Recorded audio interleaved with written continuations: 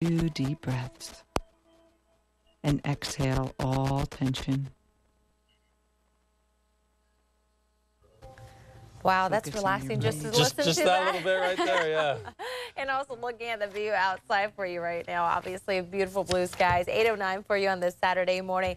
We've been talking about stress, obviously. Let's just face it, we could probably all use a little less stress in our lives, All right? Lisa almost went to sleep over there, just hearing that little bit. You know, one way to help reduce stress is through meditation. And therapist Debra Berndt. I always get it wrong. It's Berndt. I always want to say Berndt joins us, and you are such a popular guest. Every time you're on, people ask questions about where can I hear again what she had to say or what she has to offer. But we're talking about meditation here as opposed to the hypnotherapy, right? Yes. Yeah, and you know, self-hypnosis is a form of meditation. Okay. Your brain waves are still in that alpha state. But what actual meditation does is it gets you in between the thoughts. With self-hypnosis, you're working with those constant thoughts every day that you're having, right? And changing those thoughts to create your life differently.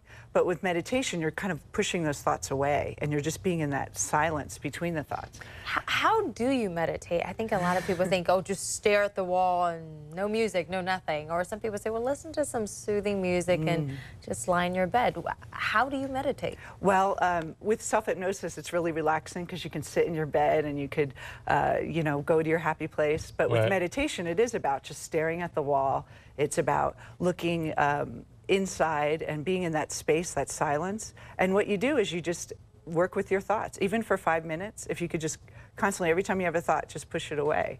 And when you do that, you get this wonderful state of peace. And since our lives are so busy, we're always turning on the radio or turning on the television, calling people on the phone, going on the computer. We never really stop to just be with ourselves and be in that peace. And it's just, we're missing out because we're always trying to get somewhere. And if you could just relax even for 5 minutes a day. You can also do meditation with when you're cooking or when you play golf, or what it really is about just being present. We're always thinking about what's happening next or what we did before, and always trying to figure things out and trying to fix problems. And with meditation, you're actually just not thinking about anything. Oh, I like that. You know, when you go to like the top of a mountain and you see this beautiful view, and you just have this, there's no thought there. That's the state you want to get So to. it obviously refreshes your mental outlook, but just there are some clear documented health effects, right? Yes, I did some research, and actually it helps. Well, I love the anti-aging, you know, as you get older and you want to look good. But also, you know, with people with high blood pressure, they said that meditation helps even better than the medication, or just as the same as doing medication without side effects. And over a long period of time, you can reduce your aging, you can reduce those, the artery walls or get thinner, so you're not, you know, having those, that cholesterol and all those things that stress cause in your life.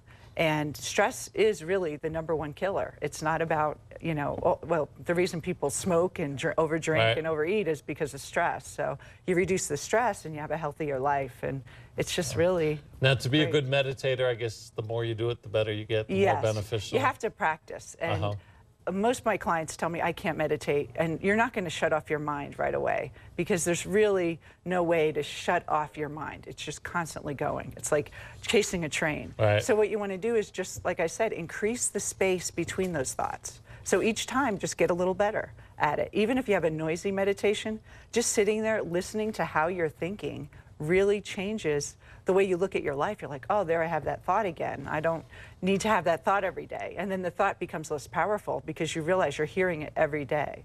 And it is really a challenge because a lot of people don't want to hear what they're thinking. Yes, I was going to say that. Like it's listening almost to a critic. scary sometimes when you're by yourself, but it's important to have that 5 minutes, as you mentioned, every day, just to tune out.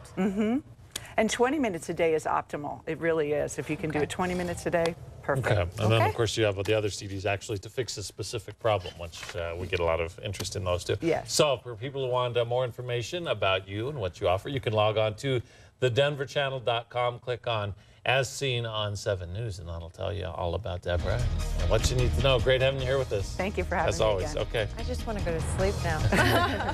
Okay, well, still to come on 7 News Saturday morning. The Indian Market in Poway kicks off today in Morrison, as we've been telling you all morning long.